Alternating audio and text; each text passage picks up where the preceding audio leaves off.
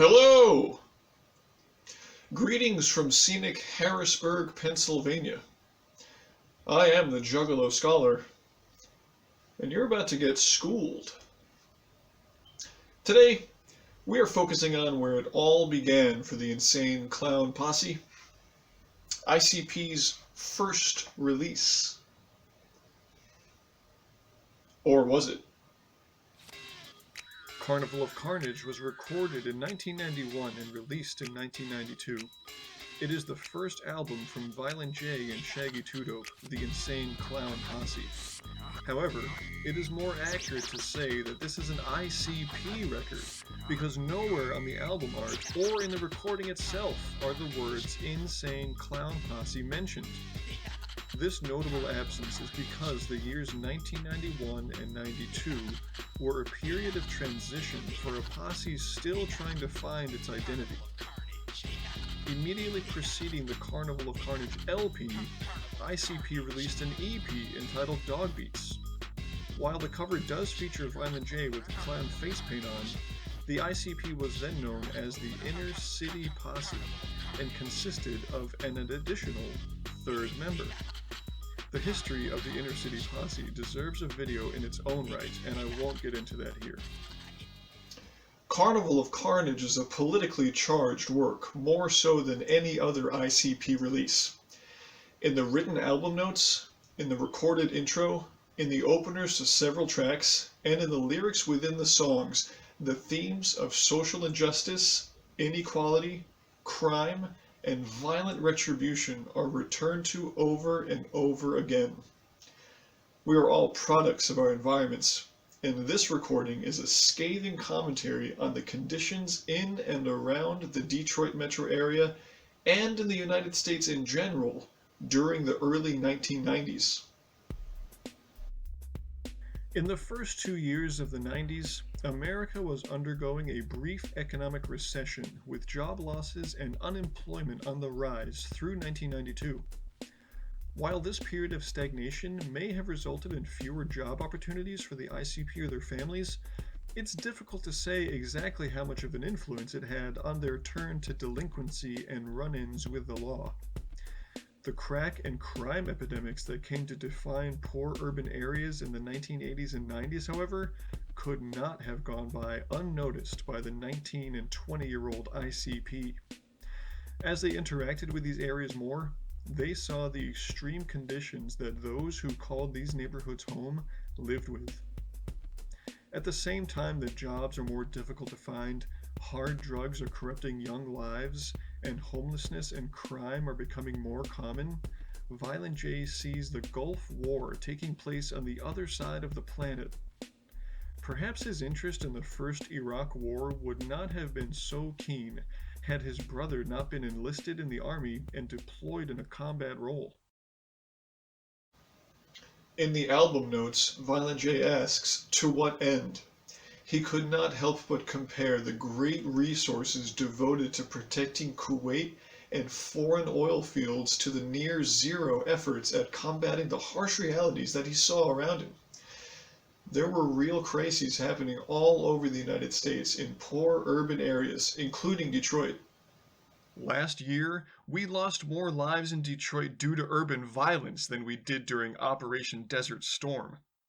Instead of the US spending billions on wars, they should be spending that loot on our own needs right here in America.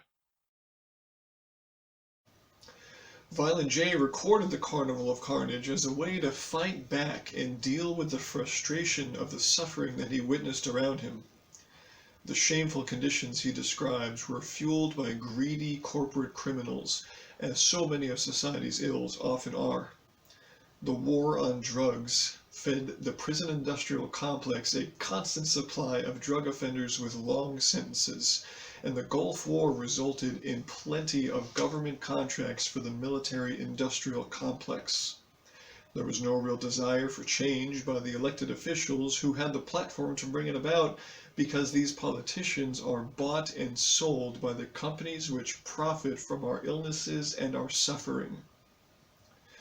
So instead of cleaning up the ghettos and investing in jobs programs, The resources of a state and a nation are devoted to increased policing and increased militarism. Make no mistake, there is a lot of money in building aircraft carriers and weapons and keeping people locked in prisons. These conditions that Violent J and so many others came to know instill in a populace a feeling of helplessness, that the problems are too big to address and the people holding the levers of power cannot be trusted to work for the common good. People who lack support from their community, their jobs, or their family check out, and they turn to things that will give them a sense of agency and influence and meaning. Sex, drugs, hate groups, and violence are all potent medicines that can mask and numb the crushing feelings of hopelessness and powerlessness. Although Violent J recognizes the enormity of the problems and the unlikelihood for things to change, he rejects the notion that he is powerless. He will instead lash out and give the wealthy, those most unlike him, a taste of what it feels like to be powerless, degraded, and exploited. If those of the ghetto are nothing more than carnival exhibits to the upper class, then let's give them the show they deserve to see. The same carnage we witness daily in the ghetto can be yours to witness, feel, and suffer. Although his threats of violence and to bring the conditions of the ghetto to the upper class are based in fantasy and on a developing mythos of an insane clown posse, the perceived option of going on a killing spree, of a home invasion, or of leading a popular uprising is sufficient to empower him, announcing very publicly, very loudly and obscenely that he is capable of bringing a traveling mass of carnage out of the ghetto and into the forefront of America, emboldens him and shifts power back to a people forgotten and cast aside by polite society. Violent J and Two Dope become powerful as artists, and those that follow their work gain some of this power as well. By taking these stances, however, Violent J becomes the very thing that he is advocating against. He becomes the killer, the crackhead, the ogre walking the streets. This is the essence of the Carnival of Carnage, sanity and insanity. There exists a wish to bring about positive change, but the only tools available are the worst types of behaviors that one can imagine. If you've heard these songs, you know what I'm talking about. But can they be blamed? If one is steeped in violence, degradation, and survival of the fittest, how can they be expected to use any other tools than the ones they know? Luckily for ICP, they got out and rose above, ultimately finding their calling and a voice which truly promotes welfare and justice. But here, in 1992, it is raw, unfiltered, and rough. There is no nuance. There is no redeeming message. Despite the ICP's wish to see balance restored, there is no happy ending at the Carnival of Carnage. The cover features a laughing jester with a chain around his neck on a black background. The jester is bisected down the middle of his head and face and consists of two colors. This duality is reflected in the titles of the two sides of the album, Sanity and Insanity. The colors are chaotically organized, and no one part of him is colored the same. His nose is split, his face, his hair and hat. The eyes and eyebrows, however, break the trend and appear in stark black. The artist, Two Dope, clearly wanted the eyes to stand out. Here, we can see that the message is unified, and behind the chaos, there is design and purpose. Behind the carnage and profanity, there is reason. Behind the insanity, there is sanity. The right eye is slightly larger, as is most of his right side. One of the bells on the ends of his hat is higher up on his right side. What are we to make of this favoring of the right? I again see the tip of a hand towards sanity and reason, that despite whatever the jester has become, there is still purpose and even justice that drives him. Behind the insanity and chaos and wicked grin, there is sanity and the elevation of what is right. The blue and pink chain around his neck is heavy and strong and forms a circle, meeting at the letters ICP. Though I doubt he realized it, Two Dope was forming the bonds of an idea, the phenomenon that would go on to last for more than 28 years, the insane Clown Posse itself. Here, he connects strongly the letters ICP to the image of the jester. As the idea of the Inner City Posse faded away and took a backseat in their lives, these same letters would take on a new meaning and forevermore be tied to the idea of a wicked clown. Sanity and insanity come apart briefly in the chain and then reunite and bond in the big, bold letters ICP. With the final drafting of this illustration, a movement was born. From here on, music would never be the same. Carnival of Carnage has 16 tracks on cassette and CD. A very few vinyls were also released. There are two halves of the album, Sanity and Insanity. The first 8 tracks on the Sanity side are generally of a more lighthearted and playful tone. The second half of the album, Insanity, is where the ICP goes off the rails and really embraces a more hardcore and violent tone. This release was very much limited to the Detroit metro area, and the ICP knew they had to give people a reason to give their music a try. In order to attract buyers, they launched an aggressive, boots-on-the-ground marketing campaign, partnered with a manager, and secured 2 important guest appearances. Sanity features Kid Rock on the track Is That You? Insanity has an appearance by Esham on Taste. There are 3 releases of the Carnival of Carnage worth noting. Number 1 is the original Psychopathic Records release and could be found from 1992 up until around the year 1999.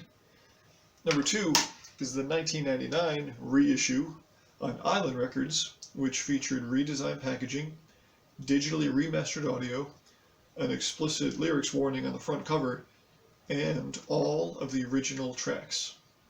Number 3 came out shortly after the Island reissue and removed the tracks Night of the Axe and Black in Your Eyes. It also moved Guts on the Ceiling to the Insanity portion of the album.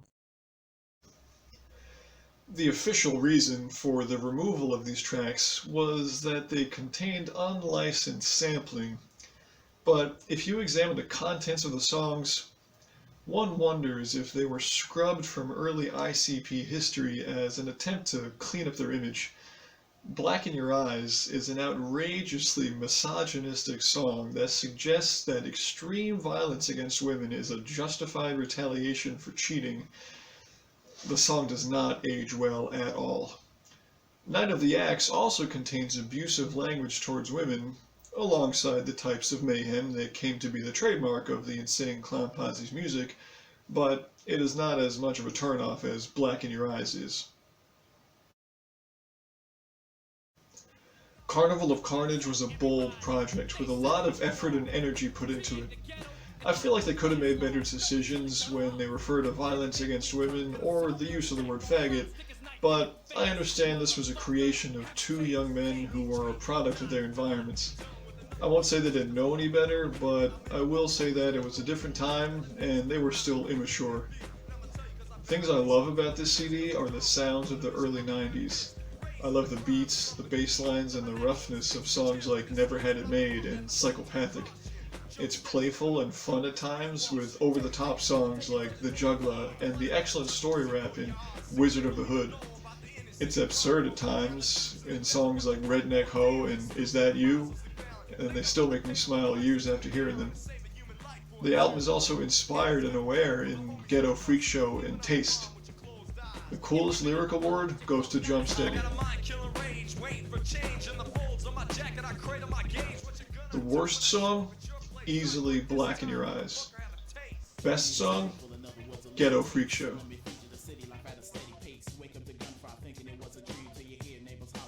We were trying to be a gang, but the thing was, the gangs around there at that time, you know, that most of them are generations old. You know what I'm saying? Real shit, man. It's like repping your soil. You know? We were like, hey, we're the Inner City Posse. We started spray painting our shit everywhere, and at first, I think the other gangs just sort of probably laughed us off because we didn't really catch much flack, you know? We didn't have no rep for like slanging guns or drugs or nothing like that. We were just ICP, the rappers. We just sort of were wannabe gang members, you know? But when our first EP came out called Dog Beats, when that started getting popular, the real gangs in the neighborhood, they didn't take too kind of that because, you know, they're like, man, these guys are a bunch of bitches, you know what I'm saying? So there started to become retaliation, you know what I mean? They started showing up at whatever we were doing or things like that, you know, my mom's windows got broke out, you know what I'm saying? Things like that started happening.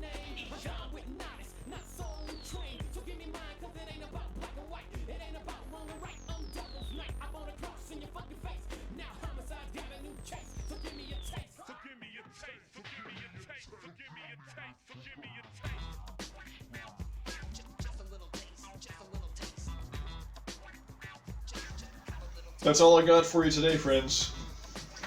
Until next time, this is the Juggalo Scholar, and you just got schooled.